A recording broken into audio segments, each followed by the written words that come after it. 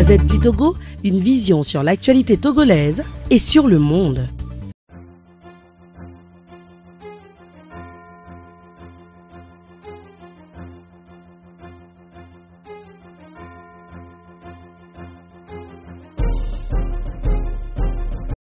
À la Constitution de 92, les débats menés autour de ces questions relèvent en réalité du simple manœuvre que je dirais de nature à induire en erreur. Et même pour un non-juriste, même pour ceux qui ne sont pas des juristes, ils peuvent comprendre que lorsqu'on supprime des articles d'un texte parce qu'on les a modifiés, on pourrait encore procéder aux mêmes amendements, donc dans l'autre sens, pour pouvoir les supprimer et réintroduire ce qui avait été modifié. Ça, c'est un premier mécanisme. On n'a pas besoin d'être juriste pour le savoir. Deuxième mécanisme, on peut en citer plusieurs. Deuxième mécanisme, on peut faire un acte, un simple acte, décider que toutes les modifications intervenues dans la Constitution de 92 sont considérées comme, sont supprimées. Donc, on rétablit la Constitution dans sa version originelle de 1992. En rédigeant cela de cette façon et en procédant à son adoption, qu'est-ce qu'on a fait? Je vais donc dire, je réitère cela, on peut encore trouver d'autres mécanismes. Le problème ne se pose pas par rapport au mécanisme, c'est simplement une question d'accord entre les parties. Et c'est, je ne veux pas utiliser des mots blessants, mais c'est quand même offensant ou peut-être insensé de penser qu'aucun mécanisme ne devrait permettre de réaliser ce que je viens d'expliquer de façon assez simple. Maintenant, il y a une autre question que les gens se posent. Est-ce que le retour à la Constitution de 1992 signifie que toutes les modifications, les décisions qui ont été prises en vertu de la Constitution modifiée sont censées être nulles? Ils ne sont pas des idiots. De nous dire par exemple que les élections qui ont eu déjà lieu, peut-être législatives, sous cette Constitution sont nulles. De dire que tout ce qui a été fait sur cette Constitution est nul. Ce n'est pas notre position et nous ne pouvons pas demander cela. Donc ceux qui pensent qu'on obtiendra un retour à la Constitution de 92 et ensuite dire que ce retour aura un effet rétroactif et de sens et qui est censé dire que les modifications n'ont jamais existé, je crois que ce sont eux qui se dérangent les pédales. Et tout le monde sait, tout juriste qui se respecte, sait que ce que je viens de dire est possible. Et même ceux qui ne sont pas juristes savent que le bon sens permettrait de réaliser ce que je viens d'expliquer. Voilà ce que je peux dire.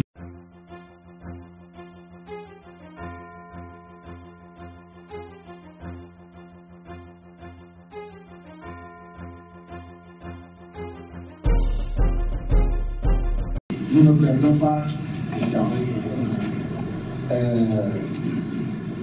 Qu'est-ce que je dois vous dire? Que nous sommes des gens d'une patience infinie. Nous savons quel est notre mandat. Nous sommes des mandataires. Si vous voulez, la population veut quelque chose. Et nous portons ce mandat. Nous portons ces aspirations.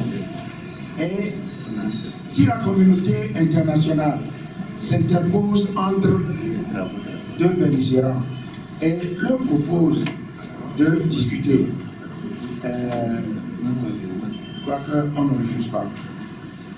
Mais on sait ce qu'on veut.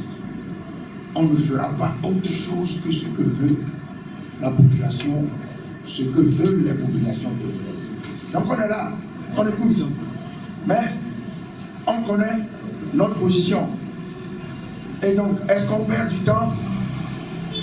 Il faut toujours faire preuve d'une patience infinie lorsqu'on fait la politique. On sait quels sont les objectifs et on sait où on va et on discute. Si vous voulez dire qu'il est possible que cette attitude démobilise, fort, nous disons, nous en tenons aux aspirations des populations togolaises. Et nous reviendrons aux populations chaque fois que c'est nécessaire.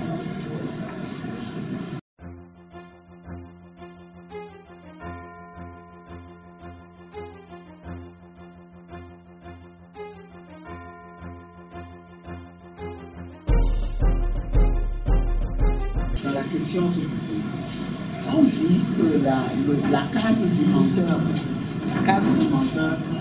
on ne la brûle pas. Hein? Au contraire, on la décoiffe. Et s'agissant du dialogue, l'une des stratégies de ce régime, c'est de démontrer que nous ne voulons pas dialoguer, que nous ne sommes pas des acteurs politiques responsables. Or, nous savons très bien que c'est eux qui ont peur du dialogue. C'est eux qui ne veulent pas du dialogue parce qu'ils savent qu'un dialogue, normalement, conduit argument contre argument, ne peut que conduire à trouver des solutions durables à cette crise, des solutions qui les amèneront nécessairement à quitter le pouvoir, ce qu'ils ne veulent pas. Donc, à partir de ce moment, le jeu auquel nous jouons, c'est un peu le jeu de la vérité. Il faut montrer jusqu'au bout qui ne veut pas du dialogue. Et nous sommes là. Nous voulons du dialogue. Et comme Jean-Pierre l'a dit, nous sommes sûrs de ce que nous allons chercher au dialogue parce que c'est légitime. C'est légitime aux yeux des Togolais. Mais même nos interlocuteurs étrangers, aucun d'entre eux, à ce jour, ne nous a dit « vous n'avez pas raison ». Tout le monde reconnaît la légitimité de nos revendications. À partir de ce moment, pourquoi allons-nous fuir le dialogue? Nous n'avons pas peur du dialogue. Nous jouerons le jeu du dialogue jusqu'au bout et nous démontrerons qu'il y a de mauvaises foi. C'est aussi ça, un des objectifs. Et vous verrez, dès qu'on a commencé, ils ont utilisé toutes sortes d'arguments pour brouiller les cartes, y compris à commencer à utiliser des arguments tribalistes. En 2018, aujourd'hui, démontrer qu'il n'y a qu'une partie des Togolais qui veulent le changement et que la partie de nos compatriotes qui vivent dans le nord du pays ne veulent pas le changement. Est-ce que vous pouvez croire à ce genre d'idées avancées? Ce n'est pas possible, c'est inconcevable, c'est ridicule. Ils se ridiculisent. Ils se ridiculisent. Tout le monde a vu que ce sont les Togolais du nord au sud qui se sont réveillés et qui manifestent et qui disent on veut le changement. Et donc, de grâce, laissez-nous faire la démonstration que nous voulons faire. Mais c'est évident que si on échoue là-bas, au stade du dialogue, on nous obligera à aller plus loin et à prendre d'autres moyens pour atteindre nos objectifs.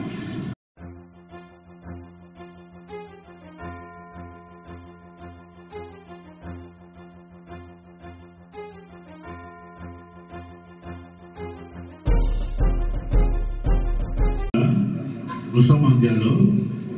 Il y a des mesures d'apaisement qui sont préconisées et qui devraient être suivies. Les villes de Mango, de Sokolé, de Banquilo font partie de nos revendications pour que la sérénité revienne. Mais on a été surpris que au long de la semaine dernière, depuis mercredi, jeudi, vendredi, il y a eu encore des trafics à Faratao. Faratao, c'est une localité à 5 km de Sokolé. Il est vrai que le Kadam est originaire de ce village. Mais est-ce que cela explique cela? Nous ne pouvons pas comprendre. On assiste à cette danse où on fait un pas. C'est ça. Voilà. On se fait semblant de faire un pas en avant dans le cas du dialogue. On recule le départ, on revient d'un pas. ont perdu sur place et ont repris. Quand on a été aux informations, on nous a dit que depuis, ils ont mis un certain nombre de militaires au collège de Paratao qui sont là permanents. Ils sont venus voir le chef canton le mercredi pour lui signaler que les enfants vont les provoquer les soirs. Par quoi? Par des jeux de phare. On vient, on a avec des motos, des torches, on les torche et ils ne sont pas contents. Ils sont venus voir le chef canton pour lui dire qu'il faut arrêter cela.